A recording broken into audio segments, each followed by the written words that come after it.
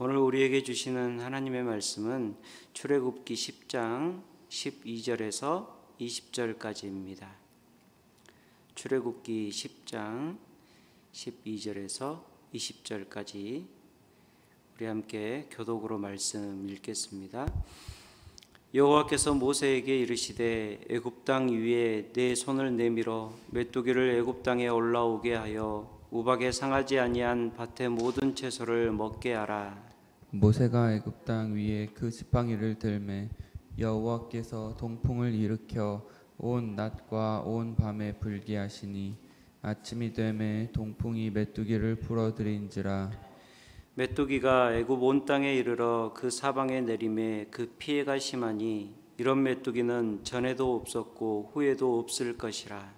메뚜기가 온 땅을 덮어 땅이 어둡게 되었으며 메뚜기가 우박에 상하지 아니한 밭의 채소와 나무 열매를 다 먹었으므로 애굽 온 땅에서 나무나 밭의 채소나 푸른 것은 남아있지 아니하였더라. 바로가 모세와 아론을 급히 불러 이르되 내가 너희의 하나님 여호와와 너희에게 죄를 지었으니 바라건대 이번만은 나의 죄를 용서하고 너희의 하나님 여호와께 구하여 이 죽음만은 내게서 떠나게 하라. 그가 바로에게서 나가서 여호와께 구하매 여호와께서 돌이켜 강렬한 서풍을 불게 하사 메뚜기를 홍해에 몰아넣으시니 애굽 온 땅에 메뚜기가 하나도 남지 아니하니라. 그러나 여호와께서 바로의 마음을 완악하게 하셨으므로 이스라엘 자손을 보내지 아니하였더라. 아멘. 오늘 이 메뚜기 재앙의 말씀을 통해서 우리가 먼저 좀 생각해 보아야 할 것은 하나님을 아는 것이 얼마나 중요한가, 또 하나님을 깨닫고 인정하는 것이 우리 인생에 얼마나 중요한가, 이것을 생각해 볼 수 있습니다. 일곱째 우박 재앙과 여덟째 메뚜기 재앙이 참 특별한 것은 하나님께서 이집트 땅에 부의 근원을 치셨기 때문입니다. 바로와 이집트가 가장 의지하는 것, 바로 그것이 농업이죠. 나일강을 기반으로 한 농업을 하나님이 완전히 멸하십니다. 창세기 46장 33절과 34절을 보면 이스라엘 백성들이, 이 야곱의 가족들이 애굽 땅에 처음 도착했을 때 요셉이 그 대표로 뽑혀서 바로를 아련하러 가는 그 가족들에게 이렇게 대답하기를 요셉이 시킵니다. 너희 직업이 무엇이냐 이렇게 묻거든 주의 종들은 어렸을 때부터 지금까지 목축하는 자들이온데 우리와 우리 선조가 다 그렇습니다 라고 대답하게 합니다. 사실은 그게 사실이기도 했지만 요셉이 이 애굽인들의 특성을 잘 이해했기 때문에 가족들을 좋은 땅에 또 가족들끼리 편안하게 구별된 민족으로 살게 하고 싶은 요셉의 마음이 거기에 있었던 것입니다.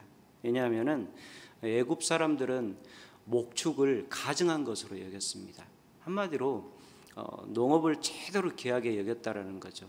예전에 우리 그 한국의 농촌의 어르신들이 농자 천하지 대본야라 이렇게 얘기를 하죠. 농업이 근간이라는 거예요. 가장 귀하고 고귀한 일이라는 거죠.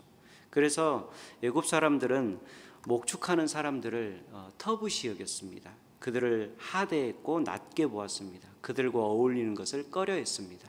그래서 이 요셉의 지혜로운 이렇게 처사 때문에 야곱의 가족들은 요셉이 또 총리니까 나쁜 땅을 줄 수는 없잖아요. 그래서 바로가 제일 좋은 땅을 줬어요. 고센 땅이라는 아주 기름지고 좋은 땅을 이렇게 주어서 살게 하였는데 그곳에 살면서도 애굽인들과 좀 구별돼서 살 수 있는 그러한 일들이 있게 되었습니다.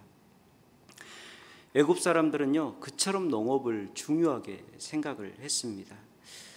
고대 이집트가 이렇게 북아프리카의 패권을 장악하고 또 고대 아라비아 반도까지 이렇게 영향을 미치면서 이렇게 강대국이 될 수 있었던 이유는요 나일강을 기반으로 한 농업이 지대한 영향을 끼쳤습니다. 특별히 바로는 뭘 기억해야 했었냐면 이 요셉 덕분에 농사를 하여서 7년의 대흉년의 시절을 잘 대비한 이집트는 나라의 위기를 잘 넘겼을 뿐만 아니라 이 고대 근동의 여러 다른 나라와 곡물 무역을 통해서 막대한 부를 축적을 했던 것입니다. 애굽은 원래도 강성한 나라였지만 그 사건을 기반으로 정말 다른 나라들이 넘볼 수 없는 강력한 부와 권세를 이렇게 차지하게 되는 그러한 나라가 되는 것입니다.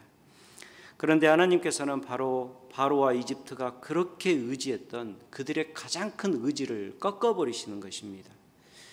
출애굽기 9장 18절과 출애굽기 10장 6절을 보면 하나님께서 우박재앙과 메뚜기 재앙을 이집트의 애굽 땅에 내리시면서 지금까지 보지 못한 재앙일 것이다 라고 말씀하십니다. 오늘도 우리 함께 말씀을 읽었는데 지금까지도 없었고 후에도 이런 일은 없을 것이다 라고 할 만큼 하나님은 강력하게 그들이 의지하는 것들을 쳐버리십니다. 그래서 16절을 보면 이 바로가 얼마나 다급하였던지 자신이 쫓아내었던 모세와 아론을 다급하게 부릅니다. 그래서 내가 너희 하나님께 죄를 지었다라고 이렇게 용서를 비는 장면을 우리가 볼 수 있습니다. 우리는 이 바로의 모습을 통해서 우리 인생이 진짜 의지할 것이 무엇인지를 기억할 수가 있어야 합니다. 또 내가 바로가 이집트와 농업을 그렇게 의지하였듯이 전적으로 내가 의지하는 것이 있다면 과연 내가 의지하는 그것의 주권자가 누가 되는지 그것을 우리는 깊이 생각할 수 있어야 합니다. 바로와 이집트는 자신들에게 소출을 주신 주권자가 누구인지 생각하지 않고 교만하게 행하는 것을 볼 수 있습니다. 자신들의 부와 권세를 역사 가운데 요셉이라는 총리를 통해서 세워주신 하나님의 은혜를 그들은 잊어버렸습니다. 결국 강한 재앙을 통해서 하나님께서는 결국 이스라엘 백성들 뿐만 아니라 바로와 이집트까지도 하나님을 알기를 원하시는 것입니다. 에스겔 18장 23절을 보면 하나님이 이렇게 말씀하시죠. 주 여호와의 말씀이니 내가 어찌 악인이 죽는 것을 조금인들 기뻐하랴. 그가 돌이켜 그 길에서 떠나 사는 것을 어찌 기뻐하지 아니하겠느냐. 하나님은 누구나 살기를 원하시고 하나님은 누구나 복된 삶을 살기를 원하시는 것입니다. 이것이 사람을 향한 하나님의 본질적인 마음이고 하나님의 사랑인 것입니다. 하나님께서 처음부터 바로에게 모세와 아론을 보내시면서 반복해서 하시는 말씀이 무엇입니까? 바로 나를 여호와인 줄 알라. 나 여호와와 같은 이가 이 땅에 없는 줄 알게 될 것이다 라고 이렇게 말씀하십니다. 사랑하는 여러분, 바로에게 뿐만 아니라 오늘 우리에게도 가장 중요한 것은요, 하나님을 아는 것입니다. 오늘도 우리에게 있는 좋은 일을 통해서도 우리는 하나님을 알아야 하고 내 안에 있는 아픔과 어려움을 통해서도 우리는 반드시 하나님을 더 깊이 알아가는 은혜가 있어야 합니다. 이것이 바로 우리가 얻을 가장 큰 은혜이고 복인 것입니다. 하나님을 알아가는 은혜가 사랑하는 성도들에게 있기를 축복합니다. 오늘 말씀을 통해서 생각할 또 하나는 인생의 가장 큰 위기는 내가 하나님께 돌아갈 수 있는 최고의 기회라는 것입니다. 여러분, 하나님께 돌아갈 기회를 붙잡을 수 있어야 합니다. 메뚜기 재앙이 다른 재앙보다 더욱 의미가 있는 것은 이 메뚜기 재앙이 단순히 이 재앙 자체로 그치지 않고 그것이 앞으로 일어날 다음 재앙들의 복선이 되기 때문입니다. 오늘 말씀 15절을 보면 메뚜기가 온 땅을 덮어서 땅이 어둡게 되었다라고 말씀하시는데 이것은 앞으로 애굽 땅에 이집트 땅에 있게 될 흑암 재앙을 암시하고 있습니다.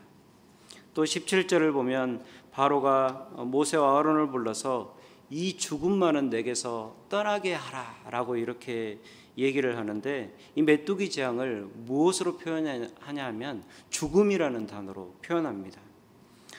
이렇게 표현한 것은 앞으로 이어질 애굽 땅에 있을 장자의 죽음의 재앙을 암시한 것이라고 이렇게 말씀할 수 있습니다. 또 19절을 보면 여호와께서 강렬한 서풍을 불게 하여서 메뚜기를 홍해에 몰아넣으셨다라고 말씀하는데, 여러분 옛날부터 메뚜기는 이렇게 숫자가 많음 그리고 강력함을 의미하기도 하지만 또 때로는 성서에서 군대를 의미하는 것을 볼 수가 있습니다. 이것은 무엇을 의미하는 것입니까? 바로 하나님께서 애굽의 모든 군대를 홍해에 몰아넣어서 진멸하실 것을 예표하는 그러한 예표가 되는 것입니다. 사람의 최고의 지혜는 하나님의 사인을 발견하고 그 하나님의 사인 앞에서 하나님께로 온전히 돌이키는 것이 사람의 최고의 지혜가 되는 것입니다. 이스라엘 백성들은 하나님께서 애굽 땅에서 행하신 그 재앙들을 통해서 이미 자신들을 승리하게 하시고 애굽의 재물을 탈취하게 하시고 종된 애굽 땅을 벗어나게 하신 하나님의 승리를 미리 맛보는 영적인 기쁨이 있어야 했을 것입니다. 또 바로와 이집트에게는 하나님께서 행하신 놀라운 재앙을 통해서 하나님은 말씀하신 것은 반드시 이루실 수 있는 신실하신 하나님이며 또 그것을 이룰 만한 능력이 있는 능력의 하나님이구나라는 것을 깨달을 수 있어야 했습니다. 그런데 그러한 사인 앞에서도 계속 반복되는 마음의 완고함과 여전히 반복되는 거짓된 회개는 하나님께 돌아갈 기회를 영영이 잃어버리게 하는 것입니다. 오늘도 하나님을 마주하며 더욱 깊이 알아가는 우리가 되길 소망하고, 또 우리에게 있는 여러 가지 사건과 또 상황과 환경들을 통하여 하나님이 우리에게 분명하게 말씀해 주실 때 그 모든 것들이 우리가 하나님께로 더 깊이 돌아가고 하나님께로 더 돌이키는 그런 가장 귀한 기회가 되기를 소망합니다. 여러분 맥체인 성경 읽기 다들 함께 잘 하고 계시죠? 최근에는 전도서의 말씀을 읽게 됐는데 전도서 말씀 참 귀하고 좋더라고요. 전도서 7장 13절과 14절을 보면 하나님이 이런 얘기를 하시죠. 하나님께서 행하시는 일을 보라. 하나님께서 굽게 하신 것을 누가 능히 곧게 하겠느냐. 형통한 날에는 기뻐하고 공고한 날에는 되돌아보아라. 하나님께서 이 두 가지를 병행하게 하사 사람으로 자신의 미래의 일을 알지 못하게 하셨다라고 말씀하고 있습니다. 우리의 삶에는 오늘도 기쁨을 주는 일들이 많이 있을 수 있습니다. 또 우리에게 공고한 시간들이 분명히 있을 수 있습니다. 그러나 이 모든 일을 통해서 우리가 알아야 할 것은 나는 내 눈앞에 지금 이 다음 순간에 어떤 일이 일어날지 모르는 그러한 무지한 존재고 연약한 존재라는 것을 깨달아야 합니다. 하나님께서 행하시는 일을 보라. 하나님께서 굽게 하신 것을 누가 곧게 하겠느냐. 하나님 앞에서 우리 사람들이 아무것도 아니라는 것을 우리는 먼저 깨달을 수 있어야 합니다.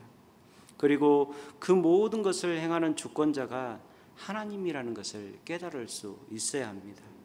기쁜 날에는 그 일을 통하여 기쁨을 누리며 하나님을 찬양하며 하나님을 깨달을 수 있어야 하고, 공고한 날에는 하나님 앞에서 겸비하여 곰곰이 생각하면서 과연 이 일이 나에게 왜 생겼는가?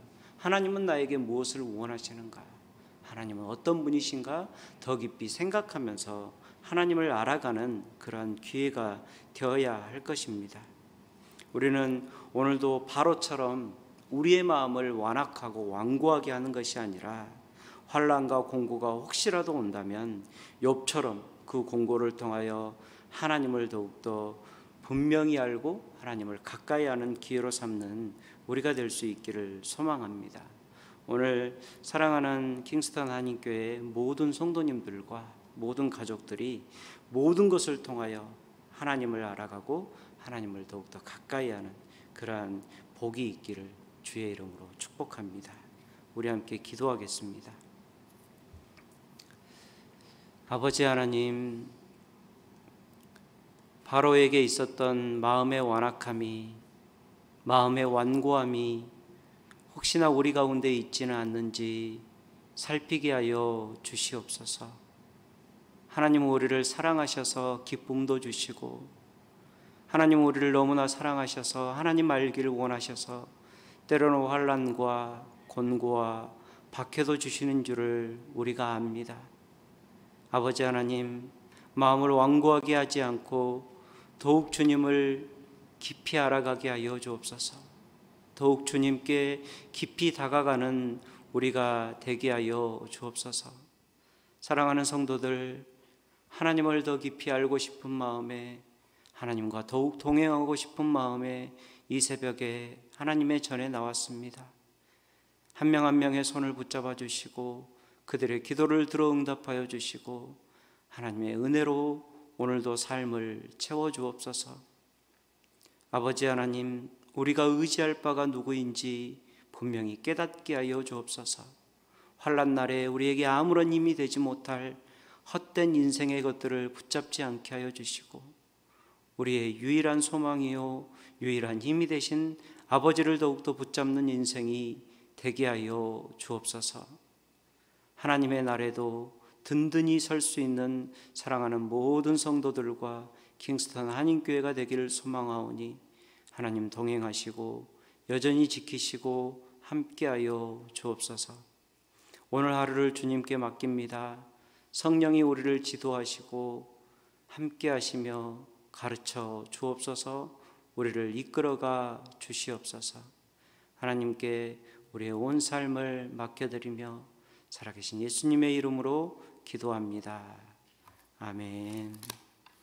하늘에 계신 우리 아버지여,